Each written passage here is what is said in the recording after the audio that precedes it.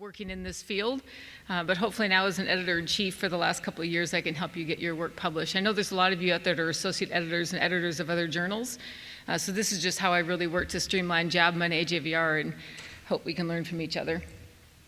The editorial workflow at JABMA and AJVR now is purely linear.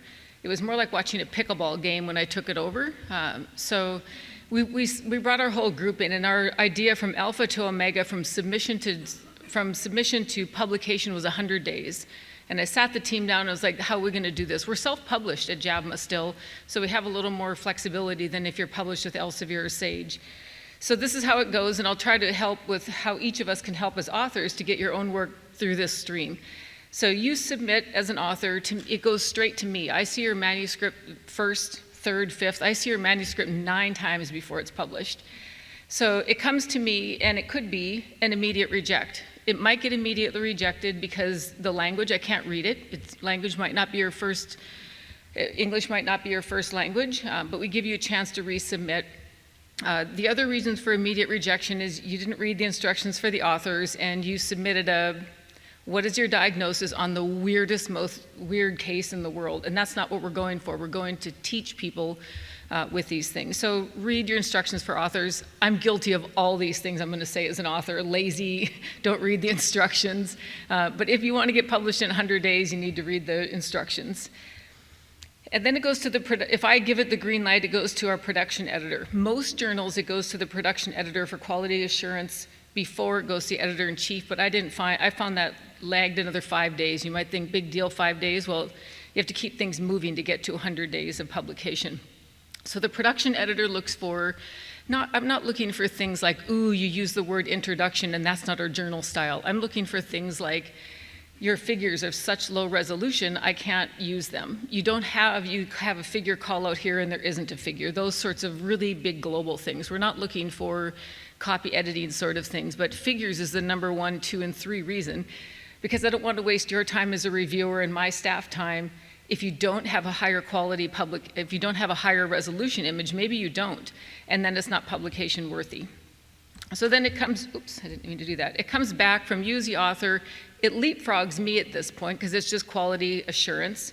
It gets assigned to an editorial manager. The editorial manager is the one who assigns the associate editor, and the associate editor goes out and finds the reviewers. So all this happens, each of us touch this within 12 to 24 hours. We live in Manuscript Central, which is also a reason that we can push your things through quickly. I have 4.5 full-time, that's stupid, 4.5 FTE as AVMA employed associate editors, and you don't have that luxury when you're an editor for Sage or Elsevier or some of the others. So then it goes to the reviewers. So then when the reviewers' comments come back, they make a recommendation to the associate editor. I have tried desperately to change the culture that the associate editors are the author's advocates. They aren't your critic. They aren't supposed to weigh in on the science. They're there to help you as an author say, hey, you really need to pay attention to reviewer 2. That's a real problem, that sort of thing. So it's not another person to do the gotcha game, but really how to help you as an author get your work published. Then the associate editor makes a recommendation to me. Reject, minor, major revision, accept. In my 2 years, I've had 1 manuscript that got accepted straight out of the box, but I don't love at all when things go to R2. And most of the time, if it goes beyond R2, it's because you as an author are not giving a transparent response to and I'm guilty of that too, a transparent response to the reviewers. And I do change associate editors' comments. So, not comments, but I change the recommendation. Many reviewers, if they make a lot of comments, think that's a major revision. But a major revision is something like you need to rethink your data analysis, your statistics, those sorts of things are major. If I give you 10 comments like you should have said that instead of there, that's not a major revision. So sometimes I change the associate editor's revision. I never change anybody's comments, but I will put in editor's note. You have to pay attention to this author or that reviewer. That's really a critical point if the associate editor hadn't already pointed that out. So now this is the biggest point. When you're looking for a place to publish, everybody wants it published quickly, so just be careful if you're reading something and people have submission to first decision versus submission to accept. So many people say our first decision is blah, blah days. This 100 days is actually our submission to publication. So where's your role in this 100 days from submission? This is our real timeline. We sat down and decided that we could get something from submitted to first decision in 14 days. That means all the way to the reviewers and back to me as editor-in-chief. And then we gave a bigger window for 72 days to give you as authors to redo your manuscripts. It goes back to the reviewers again, and then it's accepted, and then there's all kinds of things, right? Copy editor, galley proof, those things that go from accept to publication. And as authors and hopefully reviewers, one of the things I was taught early on in my PhD is for every manuscript that you publish, you're burdening the system by at least 2 people, by 2 reviewers at a minimum. So for every manuscript that you publish, you should be reviewing 2 manuscripts.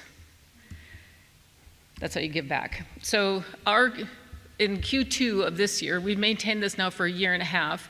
Our time from submission to publication is actually 80 days. Publication, not first decision. So how can you play a role in making this happen for your manuscript, whether it's at JABMA, AJVR, or another one? Know your target audience for that journal.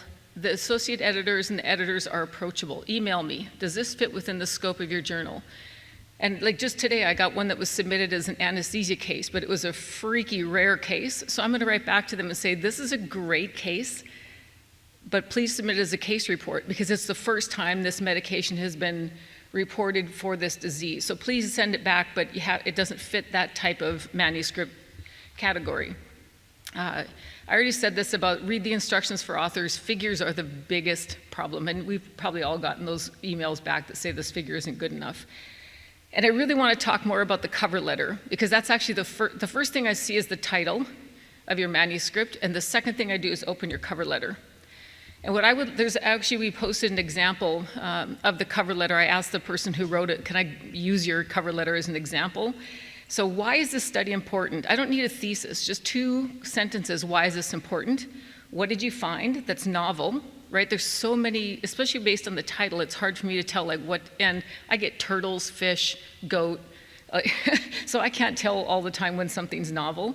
Why would this be of wide interest?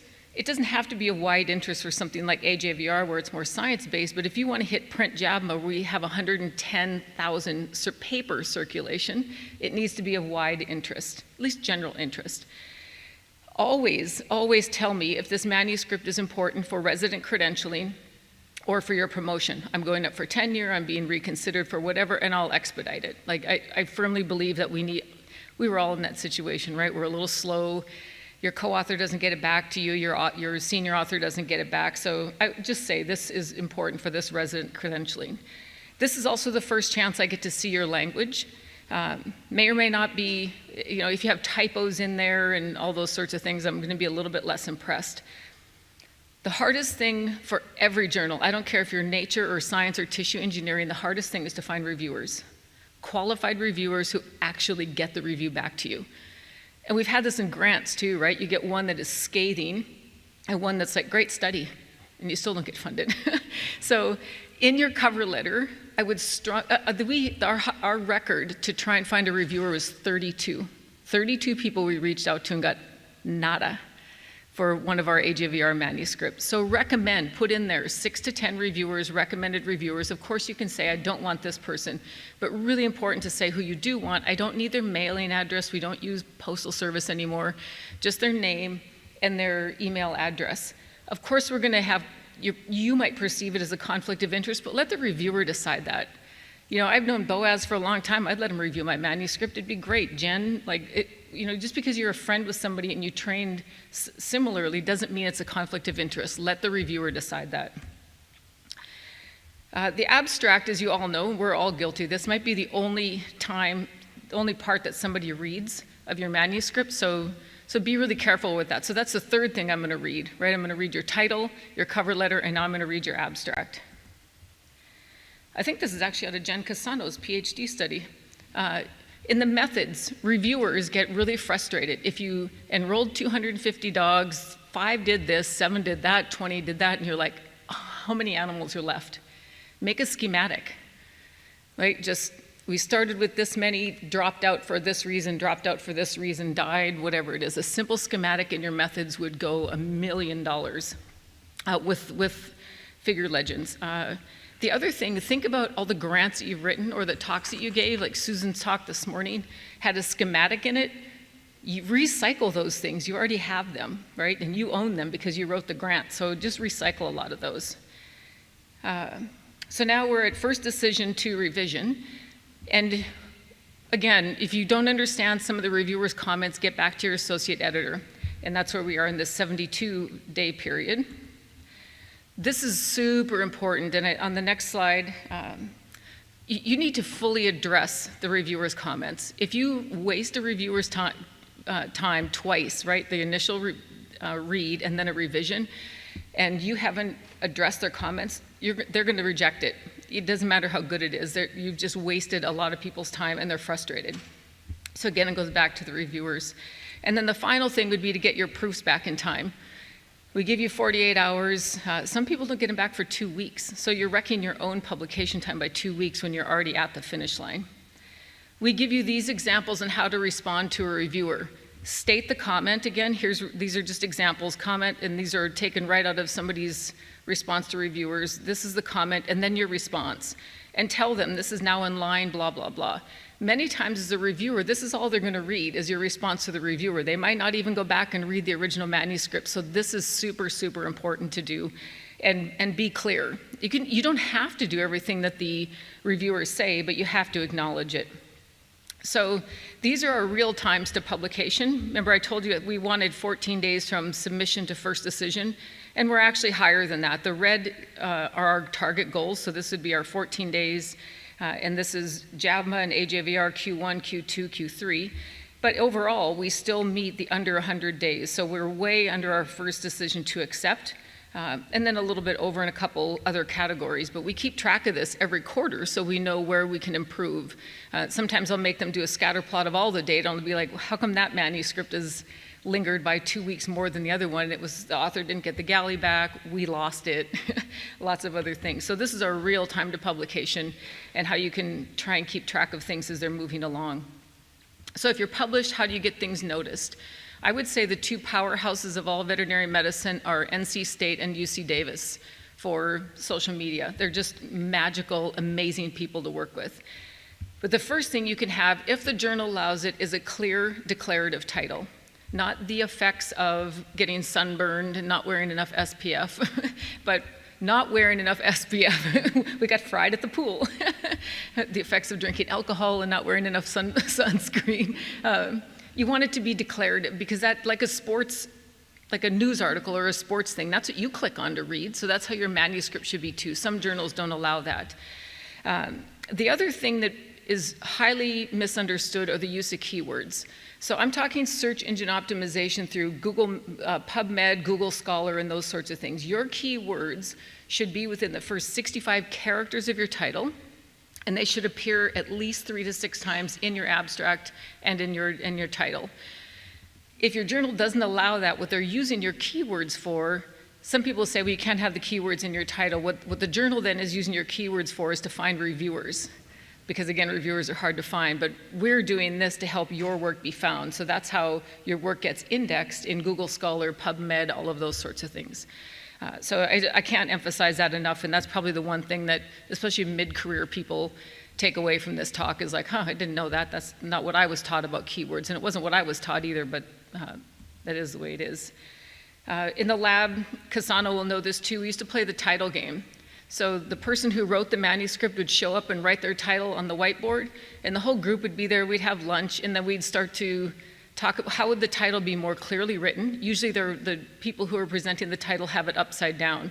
So this one was imbalance of blah, blah, blah, may contribute. And if you completely flip it around, now you're telling the subject in the beginning and getting to the real topic. So that's actually really fun to do, and you get some really cool insight from people. The biggest way to get your work noticed is social media. Keywords are a huge component of it. And then publish open access, of course, so more people can find your work. Social media, not just yours, but at our journals, we have Facebook, LinkedIn. Sarah Wright is our social media editor. She's amazing. You can put your work in a repository like BioRibs.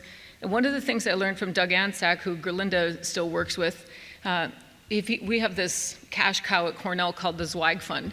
Doug Ansack used to, every time he got a manuscript published that was funded by Zweig Fund, he sent the manuscript to everybody on the funding agency. Morris Animal Foundation, all those things. It'll really help if you can be forward giving back to them and say, thank you so much, this is what you did with that work. So that's another way. Now, selfishly, why would you want to publish with us? At the AVMA, we have over 110,000 members now. Every member gets Print JAVMA. So if your work gets into Print JAVMA, 110,000 people plus our several 100,000 followers on Facebook and LinkedIn get to see it. We don't have a publishing fee for JAVMA. You can publish open access, and I saw some people publishing in Frontiers, $3,200 for Frontiers, $1,200 for us. So, and we actually have a real review process. Didn't say that Frontiers didn't, but but we are definitely the lowest in the industry. We put things we recycle material, right? So we have virtual collections on antimicrobial stewardship, so your work will get seen again and again and again. We have the submission to publication is 60, 80, but it's always less than 100, and really, really robust social media. And we have a podcast too, which is pretty fun. This is it. If any of you submit a technical tutorial video out of this conference, I'll waive the open access fees for you, put it open access and waive fees, and do a podcast. So what I'm trying to do with these, think of yourself like mid-career, and you're going to change your career a little bit, whether it's research. I did one of these for Journal of Cartilage and Joint Preservation on destabilization of the medial meniscus for PTOA in miniature pigs. So there's lots of things you can do in research as well. How to interpret an antibiogram. That's a technical tutorial video in AJVR. But this is the second one that we've had. So basically you narrate while you're doing a video, and then we have artificial intelligence that transcribes it into a manuscript and has a full DOI. Your dean, your department chair, your university, everybody will recognize this as a full-on manuscript. Because it's open access, you retain the copyright, so you can publish it on your website, you can publish it on your own website, you can use it for teaching at your university too. And I think this is really going to transform mid-stage and early-stage career veterinarians, and for researchers as well. So in your cover letter, just say, hey, you promised to put this open access and to waive the fee, but simple things like how to rig up a cow's foot for an exam, things that you might not have seen in vet school, or if you want to, again, I just tried to recruit one out of UPenn, how to do a neuro exam of a horse in the field. Really simple things like that are what we're striving for here. So I hope to hear from some of you. I think that's all I have. Thanks for staying.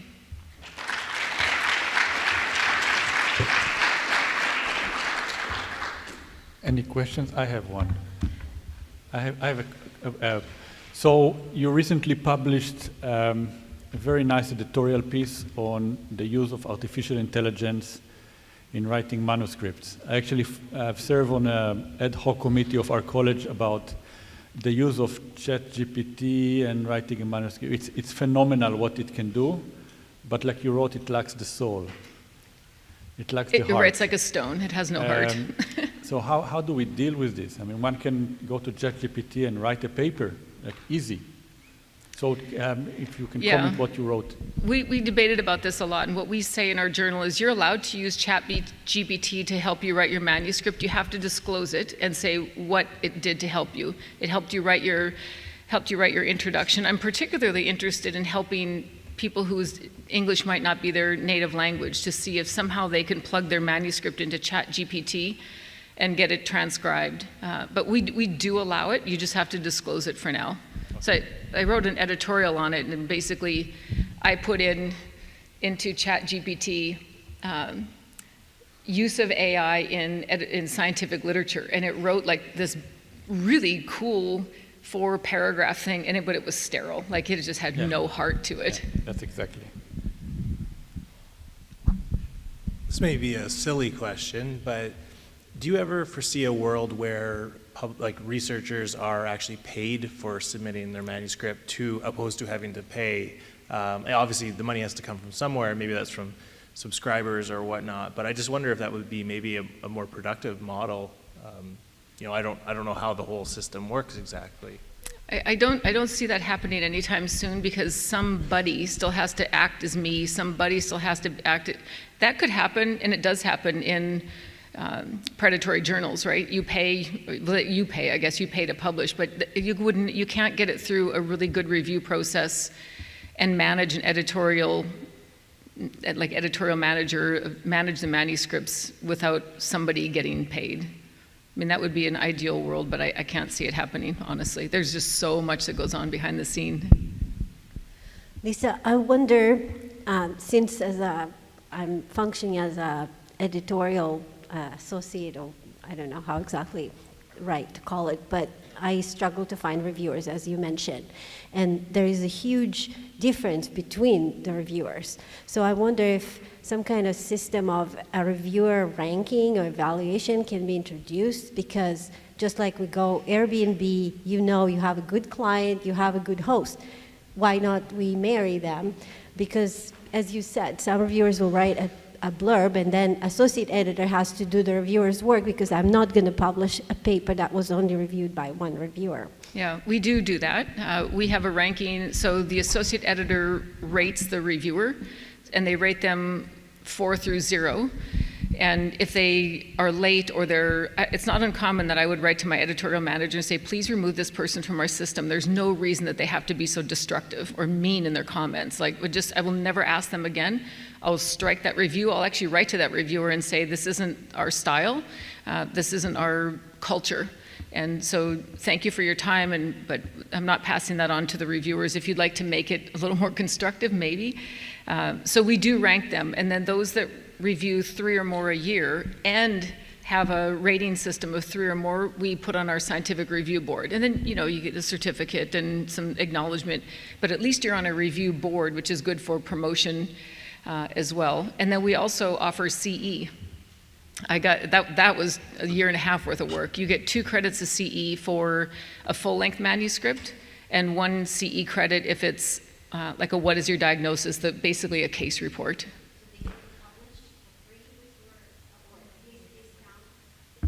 Oh, good question. So I do that as well. So if you're on my associate editor board, or if you're on my scientific review board, I give you 3 open access waivers a year. And you don't have to be the first or the final person. Like, you need some reward for doing all this work.